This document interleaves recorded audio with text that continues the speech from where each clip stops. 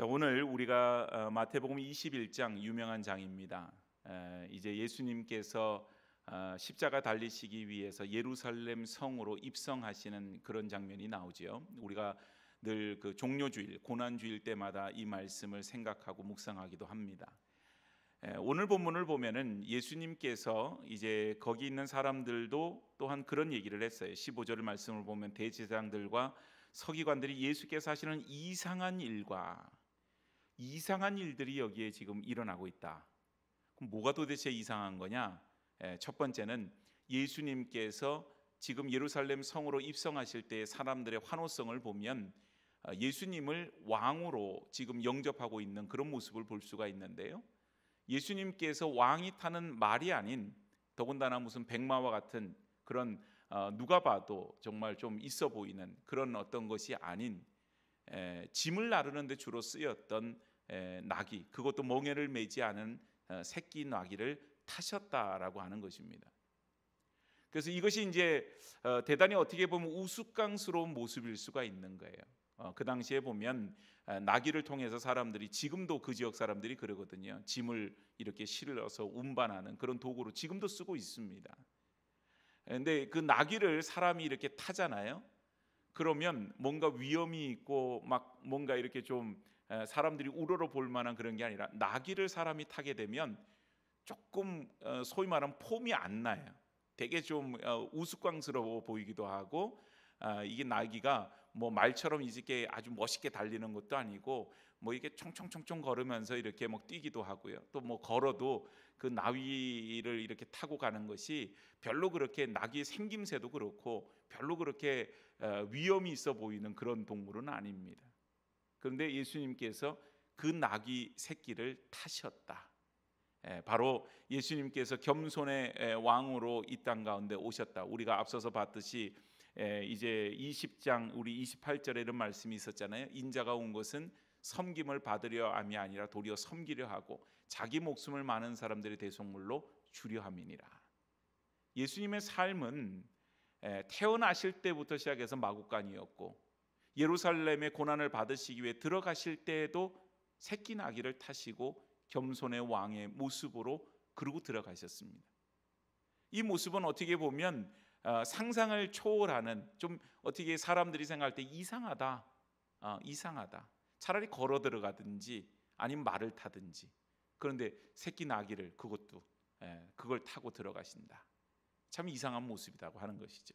자, 그런데 두 번째 이상한 모습은 예수님께서 이제 끌고 오라, 나귀와 이제 그 새끼를 끌고 와서 거기에 이제 그 타고 들어갈 때 거기에 이제 겉옷을 깔아서 조금 편안하게 타실 수 있도록 하는데, 그리고 나서 여기 보니까 8절 말씀에 무리의 대다수는 그들의 겉옷을 길에 펴고 다른 이들의 나뭇가지를 베어 길에 펴고, 사람들이 자기의 겉옷을 예수님 가시는 그 길에 그걸 폈다 그랬어요. 여러분, 이 모습이 뭘 의미하는지를 한번 생각해 볼 필요가 있습니다. 원래 이스라엘 사람들에게 있어서 이 겉옷이라고 하는 것은 대단히 중요한 역할을 해요. 그 팔레스타인 지역이 낮에는 대단히 뜨겁고 또 반면에 일교 차이가 커서 밤에는 춥습니다. 그런데 뭐 이 사람들이 따로 뭔가를 많이 갖추고 살아가는 게 아니라 그 겉옷이 밤에는 이불 역할도 하고 낮에는 햇볕을 막아주는 그런 역할도 하는 그런 중요한 것이었어요. 그래서 모세 율법에 의하면 누구든지 겉옷을 담보로 돈을 이렇게 빌려주게 되면 그 사람이 돈을 못 갚아도 해가 지기 전에 그 옷을 돌려보낼 것을 말해주고 있습니다. 왜냐하면 그 겉옷이 없으면 추위에 떨면서 밤잠을 설칠 수밖에 없는 그런 불쌍한 처진 거예요. 그래서 대부분 다 이제 뭐 부자들은 그렇지 않겠지만 가난한 일반 서민들에게 있어서 그들이 가지고 있는 옷이라고 하는 것은 그의 몸에 걸치고 있는 가장 중요한 재산이고 또 소중한 것 중에 하나가 그게 바로 겉옷이라고 하는 거예요. 자, 그런데 그 겉옷을 깔았다. 그 말은 가장 그 오시는 분에 대한, 그 길을 걸어오는 분에 대한 최고의 예의를 갖추는, 예우를 해주는 그런 모습으로 있게 되는 것이죠. 열왕기하 9장에 보면은 이런 얘기가 있습니다. 이제 그 엘리야 선지자가 엘리사에게 이제 세 가지 그 당부를 하는 것이 있는데 그 중에 하나가 뭐냐면 북이스라엘 예후라고 하는 이 사람을 찾아서 그에게 이제 기름을 붓고 왕을 세우고 그렇게 하라고 얘기를 하는 거예요. 그런데 엘리사가 이제 그 이제 제자죠. 그 제자에게 그 일을 시키는데 그거를 뭐 이렇게 막 대놓고 그렇게 하지 않도록 하고요. 가서 이렇게 기름을 부어주고 이스라엘에 이 사람이 왕이 되었다고 하는 것을 이야기를 해주고 빨리 도망가라고 얘기를 해요. 그래서 말 그대로 조용히 몰래 가서 그 일을 하는데 그 이유는 아마도 그 당시에 이스라엘의 왕이 아합이라고 하는 가장 악한 왕 중에 한 명, 그 사람이 왕이었기 때문에 그걸 뭐 대놓고 왕이 있는데 또 기름을 부어서 누굴 왕으로 그렇게 하기는 어려웠던 것이죠. 그래서 이제 엘리사가 그 일을 하도록 그렇게 합니다. 그래서 실질적으로 제자가 가서 그 일을 해요. 그리고 나서 그 당시 군대 장관이 예후에게 묻습니다. 저 사람이 와서 뭘 하고 도대체 갔느냐, 뭐라고 얘기하더냐, 그러고 물으니까 그 얘기를 해준 거예요. 자기에게 그 사람이 와서 기름을 부어주고 그리고는 예후가 이스라엘 왕이 되었다, 그 얘기를 하고 갔다고. 근데 이 이야기가 알려지는 순간 사람들이 어떻게 했느냐, 예후의 발 밑에 자기의 겉옷을 깔았다. 성경은 그렇게 얘기를 하고 있습니다. 그러고 나서 왕이 되었음을 선포하고 있는 거예요. 그러니까 여러분, 예수님 가시는 길에 겉옷을 깔았다라고 하는 것은 예수님의 왕되심을 선포하는 그런 행위입니다.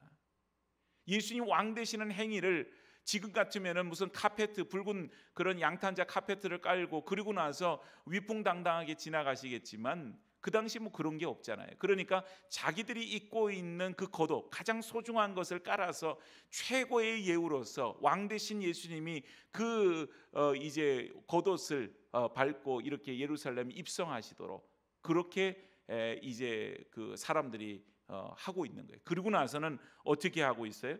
여기 9절에 보니까 호산나 다윗의 자손이여 찬송하리로다 주의 이름으로 오신 이여 가장 높은 곳에서 호산나. 여러분, 호산나가 무슨 뜻이라고요? 이제와 나를 구원하소서, 이제와 우리를 구원하소서, 그런 뜻이거든요. 예수님 들어가실 때 이제와 우리를 구원해 주십시오. 여러분, 어떤 바람이 거기에 담겨져 있었겠어요? 예수님이 예루살렘 성에 들어가시기만 하면, 여태까지 예수님 모습을 보면 못 고치는 질병이 없으셨어요. 귀신을 내어 쫓으셨어요. 죽은 자를 살리셨어요. 엄청난 권세를 그렇게 가지시고 그리고는 오병의 이적을 또한 베풀기도 하셨습니다. 이분만이 지금 우리가 로마의 통치 아래 놓여져 있는 이 상황 속에서 우리를 건져내실 유일한 분이시다. 우리를 구원하실 유일한 분이시다. 그거에 대한 고백으로 호산나 호산나, 이제와 속히 우리를 구원하여 주십시오. 그리고는 사람들이 외쳤다고 하는 사실이에요.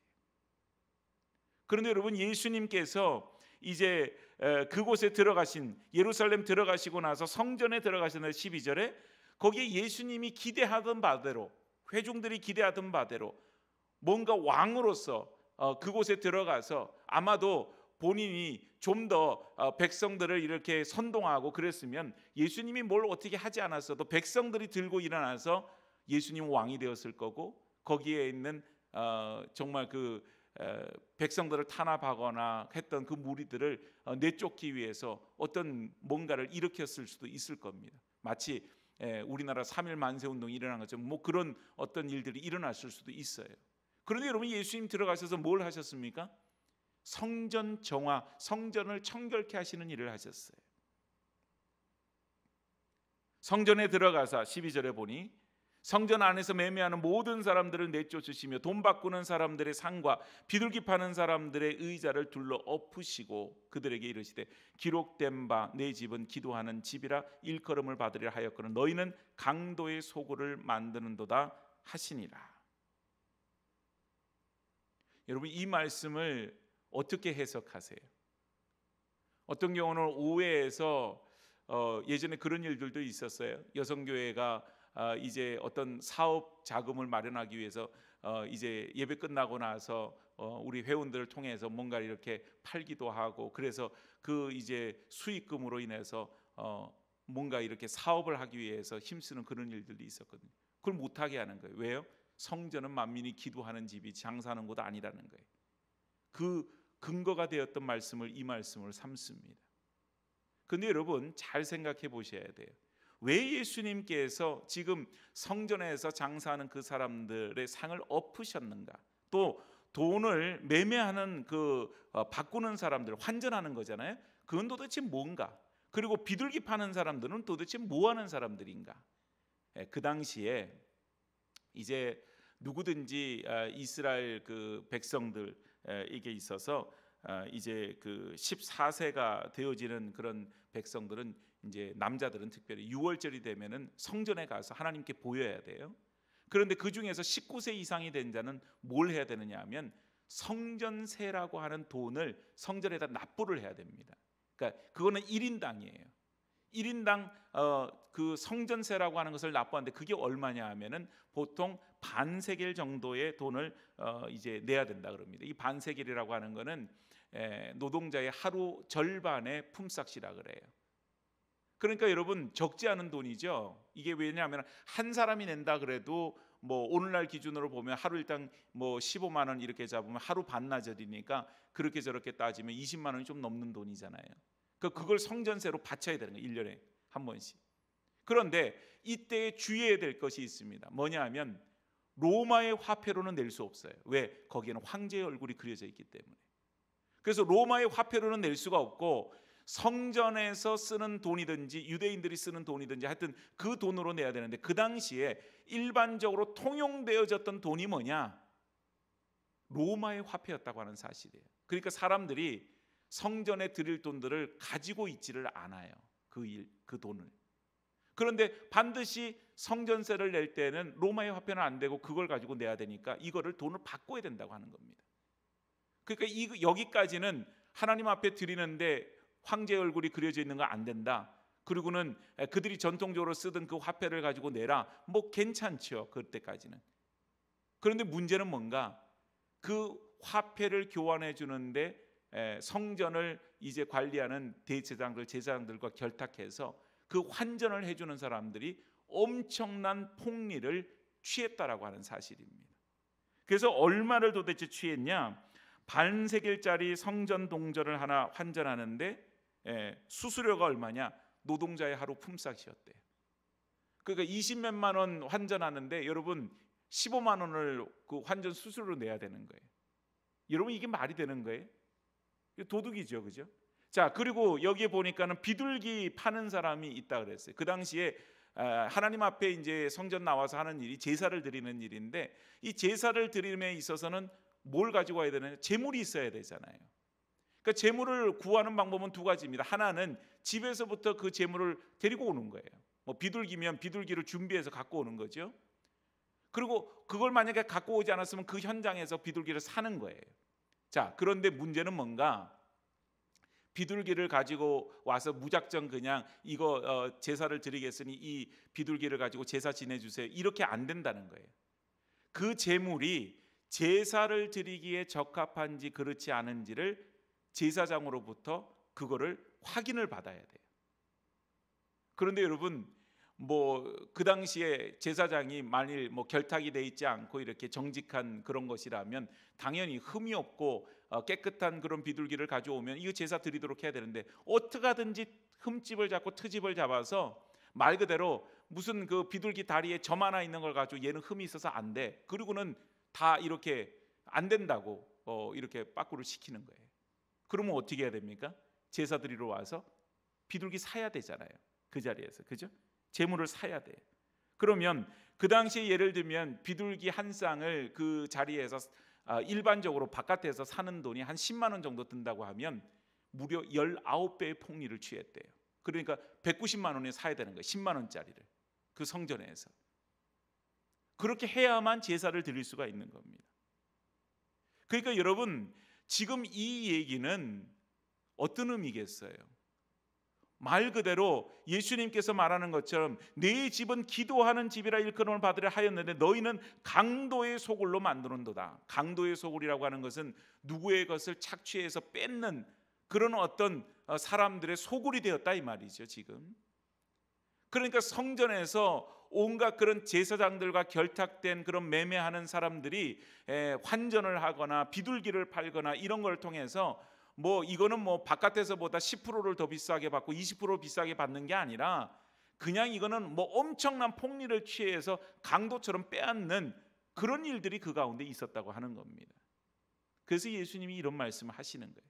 그래서 여러분, 성전에 올 때마다, 이걸 한두 번 겪은 것이 아니라 올 때마다 그 의무적으로 그 사람들은 와야 되는데, 그 사람들이 올 때마다 어떤 마음을 가지고 오겠어요? 내가 정말 만민이 기도하는 이 집에서 기도하고 은혜 받고 내 심령이 새로워지고 하나님과 정말 연합되어지고 내 죄가 회개할 때 하나님 앞에 용서함을 받고 이런 어떤 은혜를 입을 수 있겠는가? 여러분, 교회 올 때마다 하나님 앞에 드려야 될 물질을 그런 식으로 드려야만 한다면 어떻게 하시겠어요? 엄청 부담스럽겠죠. 그리고는 앉아서 예배드리는 내내 아마 마음이 즐겁고 기쁘지 않을 거예요.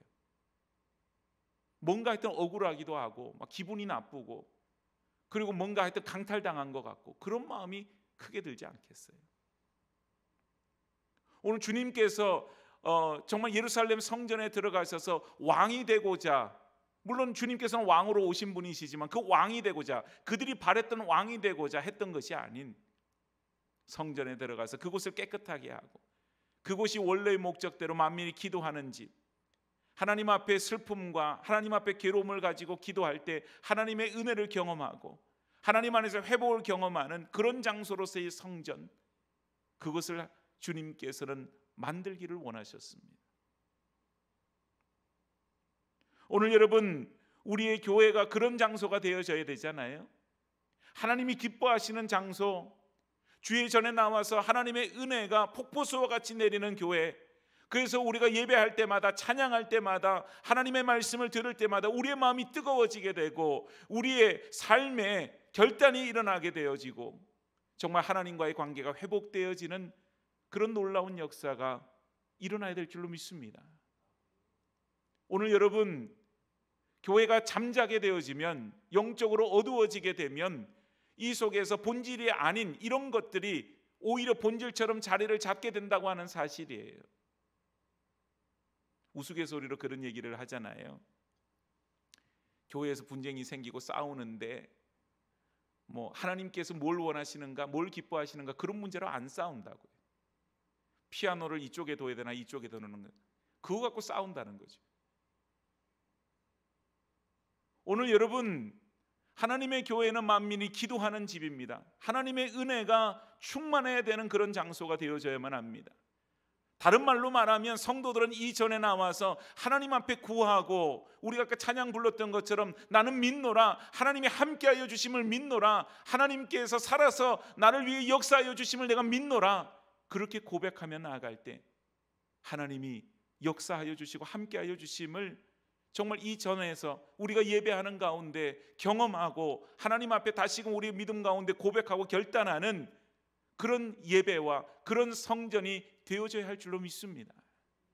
오늘 여러분, 그걸 놓쳐버리면요, 뭐 장사를 해서 장사하는 게 아니에요. 여기에 본질이 아닌 것들로 채워지게 되면요, 비록 여러분들이 아주 거룩한 옷을 입는 것처럼 깨끗하고 좋은 옷을 입고 값비싼 옷을 입고 좋은 차를 타고 여기 앉아 있다 할지라도 우리는 껍데기만 여기 있는 겁니다. 하나님의 교회의 본질을 잃어버리게 되는 거죠. 예수님 보세요, 여러분. 예수님께서 14절에 보니까 맹인과 저는 자들이 성전에서 예수님께 나오게 고쳐주시니, 원래 여러분 성전에는 이런 사람이 못 들어가요. 성전에는 이렇게 장애를 가진 사람들은 그 당시 편견이 있었기 때문에 그 들어갈 수가 없어요. 그리고 성전에서 그런 사람들을 고쳐준다, 이것도 있을 수가 없는 일이에요. 그런데 예수님은 성전에서 그들을 고쳐주십니다. 왜? 성전은 그런 곳이기 때문에 그래요. 오늘 하나님의 교회에 나와서 하나님 예배할 때에 우리의 삶의 문제를, 또한 우리의 삶의 어려움을 하나님 앞에 구하고 하나님 앞에서 해결받는 그런 일들이, 이것은 뭐 이상한 일들도 아니고 그저 거룩하지 않은 일들도 아니고 이 일들이 교회를 통해서 일어나야 된다고 하는 사실이에요. 그래서 여러분, 문제가 있습니까? 교회로 달려올 수 있기를 축복합니다.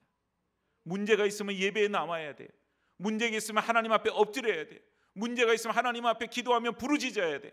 그럴 때 하나님의 역사를 우리가 경험하게 되는 것이죠. 그런데 사람들의 모습을 보면 그러지를 못해요.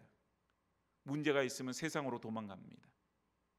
마치 그 일을 하나님께서 어떻게 하신 것처럼, 하나님께서 나를 사랑하지 않아서 내가 이런 고난과 어려움 속에 빠진 것처럼 오해할 때가 얼마나 많은지 몰라요. 기다리시는 아버지 앞에 나와서 하나님 나를 불쌍히 여겨주세요, 나를 도와주세요, 하나님 나와 함께 하심을 믿습니다, 우리 가운데 살아 역사하심을 믿습니다, 그 고백으로 나아가게 될 때 하나님 우리를 위해서 일하실 터인데 오히려 거꾸로 하나님의 도움의 손길을 뿌리치고 세상으로 나가는 일들이 얼마나 많은지 모릅니다. 그런 모습 볼 때 참 마음이 안타깝지요. 사랑하는 여러분, 오늘 우리 교회가 하나님께서 함께하여 주시는 교회 되어지기를 축복합니다. 오늘 하나님의 교회가 하나님이 살아서 역사하시는 교회가 되어지기를 축복합니다. 우리 성도들의 삶이 하나님이 함께하여 주시고 살아서 역사하시는 삶이 되어지기를 축복합니다. 오늘 여러분, 그 일을 하나님 앞에서 우리가 날마다 나와서 구하고 하나님과 그 속에서 우리의 문제가 해결되어지고 정말 하나님의 손을 붙잡고 하나님 앞에서 야곱과 같은 마음으로 주님 나를 축복하시지 않으면 내가 주님을 떠나지 못합니다, 그런 어떤 믿음의 결단이 없으면요, 그냥 늘 그 성전에서 매매하는 것이 자연스러웠고 환전에서 폭리를 취하는 것이 자연스러웠고 제사장들과 결탁해서 그 돈을 나누고 그리고 제사장들은 그렇게 해서 가져온 재물을 가지고 하나님 앞에 제사를 드린다고 제사를 드리고 그렇게 하는 것이 대단히 자연스럽고 모든 것이 다 자연스럽게 그냥 그러고 흘러가는 거예요. 그런데 예수님은 그걸 뭐라 그래요? 너희가 하나님의 집을 강도의 소굴로 만드는도다. 오늘 여러분, 하나님의 교회를 세상의 문화센터를 만들지 마세요. 하나님의 교회가 세상에 있는 무슨 어떤 가게처럼 무슨 마트처럼 어떤 친교를 나누는 그런 기관처럼 그렇게 만들어서는 안 됩니다. 하나님의 교회는 거룩한 곳이 되어져야 돼요. 거룩한 곳에서는 하나님을 만나야 되고 그 속에서는 우리의 삶이 하나님 앞에서 새로워져야 될 줄로 믿습니다. 오늘 여러분, 예수님이 그 일을 하시는 거예요. 그래서 성전에서 나오는 맹인과 전능자들 고쳐주시죠. 고쳐주셔요. 제사장들과 서기관들, 예수님께 하시는 이 이상한 일, 성전을 정화하시는 일을 보면 마음에 분노가 생겼어요. 왜요? 그렇게 되면 더 이상 자기들이 이득을 얻지를 못하는 거예요. 이익을 얻지를 못하는 거예요. 그 속에서 소리질러 호산나 다윗의 자손이여 하는 아이들의 그런 소리를 보고도 막 분노가 치밀어 오르죠. 왜요?